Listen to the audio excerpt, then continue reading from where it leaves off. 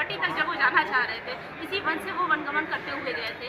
और ये वन उस समय भी इतना जंगली एरिया था और अनेक राक्षसों से घिरा हुआ था, सुपर्णखा जैसे राक्षस। पर वो नहीं, यह सुन छाती को चीर दिया तड़पन उठती उठती ज्वाला, पर उनने हमें थाम। आपको कैसे? निश्चित रूप से इस पिक्चर को देखने के बाद मेरे रोए खड़े हो गए और मैंने महसूस किया कि वास्तव में नक्सलवाद और माओवाद ने किस प्रकार से मानवता का गला घोटने का काम किया, जिस निर्मम प्रकार से लोगों का संहार किया, नरसंहार किया हमारे अर्धसैनिकों ने का, हमारे सम्मानित नागरिकों का, और केवल भारत माँ के ध्वज को फहराने पर 36 टुकड़े किए गए। यानी केवल वो जमीन जंगल की लड़ाई नहीं लड़ रही थी, भारत के विरोधी थी, भारत के दुश्मन थे, भारत की संस्कृति परंपरा और मान्यताओं के दुश्मन थे। भारत को हम लोगों ने देखा नक्सलवाद पर तथ्यात्मक भइए, जहाँ एक और जंगलों में लोग लड़ रहे हैं नक्सलवाद को लेकर के, वहीं उनका प्रोत्साहन करने वाले शहर के लोग, विश्वविद्यालय के लोग, इसी तरीके से अन्य क्षेत्रों के लोग लगातार उनके मनोबल को बढ़ा रहे हैं। और जिस तरीके से वहाँ पर नक्सलवाद को बढ़ावा दिया जा रहा है वो भी हम सभी ने देखा। लेकिन चाहे वो पुलिस अधिकारी हो, चाहे ग्रामीण जनता हो, नक्सलवाद को समाप्त करना चाहते हैं। बड़ी अच्छी मूवी बनी है। इस मूवी को स्वाभाविक तौर पर अगर चिंता करते हो तो नक्सलवाद बहुत जल्दी और कमजोर हो गया हो।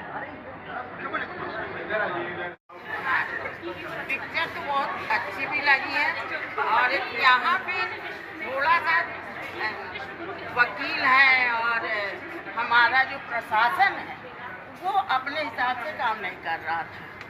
इधर पुलिस अगर वहाँ फंसी है, वो फोन भी कर रही तो उसका कोई सुनवाई नहीं। इसलिए ये पिक्चर जो आज ये जो कार्यक्रम जो पिक्चर हम लोगों ने देखी, वास्तव में मुझे लगता है कि इसके पहले हम लोगों ने सही रूप नक्सल का, माओवादियों का और नक्सल का जो रूप है इस पिक्चर में दिखता है, किस प्रकार से लोगों ने प्रताड़ना झेली और नक्सलवाद को जो सही चेहरा ये पिक्चर दिखाती है। और आज ये भी दिखता है कि राजनीतिक क्षेत्र में, सामाजिक क्षेत्र में जिस प्रकार से सरकारें काम करती रही उसका परिणाम रहा।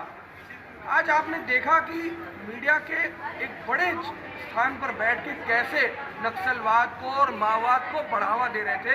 ऐसे लोगों के प्रति निर्जा माधवन का जो कैंपेन था, जो उन्होंने लड़ाई लड़ी, सबसे पहले तो मैं उन्हें नतमस्तक होकर प्रणाम करता हूँ। इसके बारे में क्या कहना चाहिए? बिल्कुल मैं कहना चाहता हूँ, मैंने तो इस पे कई बार ये भी मैंने एक कविता भी लिखी थी कि हम दुखी पर वो नहीं, हम दुखी पर वो नहीं, यह सुन छाती को चीर दिया तड़पन उठती उठती ज्वाला, पर उनने हमें थाम लिया, वरना माता के खातिर हम प्राणों की बलि चढ़ा जाते, हर जुल्म कीमत का हम मतलब समझा जाते। करना क्या इस धमकी की सोच यही गद्दारों की, वरना लाशों से पड़ जाता हर चौराहा, हर गलियारा, मिल जाते ही वो मिट्टी में कर्ज चुका देता। एक हु हिंदुस्तानी में हिंदुस्तानी का हर चुका देता।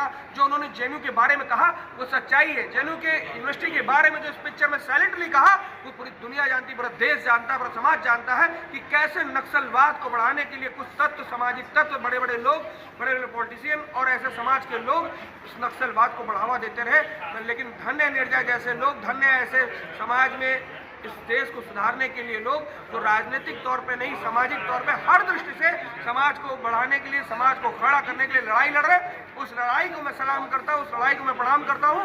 और ऐसी सोच, ऐसे विचार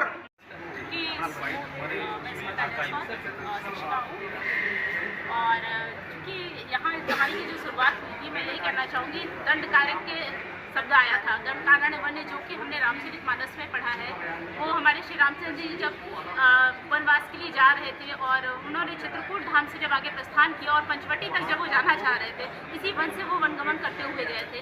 और ये वन उस समय भी इतना जंगली एरिया था और अनेक राक्षसों से घिरा हुआ था।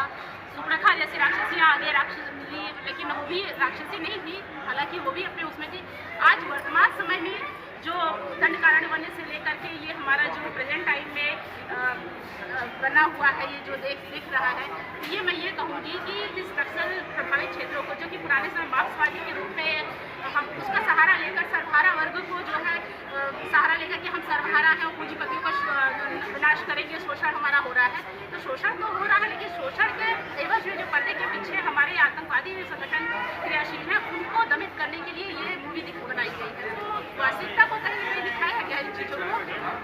हमारे समाज को प्रभाविकता को लेते हुए समाज को एक संदेश दे रही है कि किसी को भी अपने हक के लिए डरना नहीं चाहिए, निडर होकर के, चाहे वो माँ हो, चाहे वो कर्तव्य पालन पुलिस महिला हो, अपने कर्तव्य का पालन निडर होकर करना चाहिए, चाहे उसमें राजनीतिक इन्वॉल्वमेंट हो, चाहे कोई भी बाहरी इन्वॉल्वमेंट हो, हमें अपने कर्तव्यों का पूर्ण पालन करना चाहिए राष्ट्र हित के लिए अपने महिलाओं का किरदार आपको निगेटिव पॉजिटिव दोनों दिखता है, वो हर जगह दिखता है, लेकिन हम ये नहीं कह सकते क्योंकि इसमें चूंकि रियलिटी में दिखाया गया साहित्य समाज का दर्पण होता है, उस दर्पण में आपको वास्तविकता दिखती है और दर्पण में हमेशा रहा है कि निगेटिव पॉजिटिव शक्ति हमेशा हर जगह क्रियाशील रही है, तो निगेटिव शक्तियों को दमन करने के लिए हमेशा पॉजिटिव शक्ति आती है और वो समाज में आती रहेंगी, तो ये आती रहेंगी और हमेशा देश का विकास होता रहेगा। इसके लिए यही कहना है। जैसा आपने कहा कि एक्ट्रेस जो अदा शर्मा, उन्होंने बहुत अच्छा रोल किया, उनकी केस स्टोरीज भी बहुत अच्छी थी। मैं उनका यूट्यूब चैनल वो भी देखती हूँ, काफ़ी अच्छी पर्सन है। अभी उन्होंने हाथियों के साथ कुछ वीडियो वगैरह डाली और उन्होंने इस फिल्म के लिए जो वजन कैरी किया है, उन्होंने बताया कि 12-15 केले और मिठाइयाँ काफ़ी सारी कैलोरीज पुटअप करने के लिए उन्होंने ये किया। तो एक जैसा उनका नाम है अदा, अपनी अदाकारी को बहुत अच्छे से निखार के उन्होंने प्रस्तुत किया। तो बहुत अच्छी एक्ट्रेस है, जितनी खूबसूरत है, उतना अच्छा उनका नाम, उतना अच्छा नाम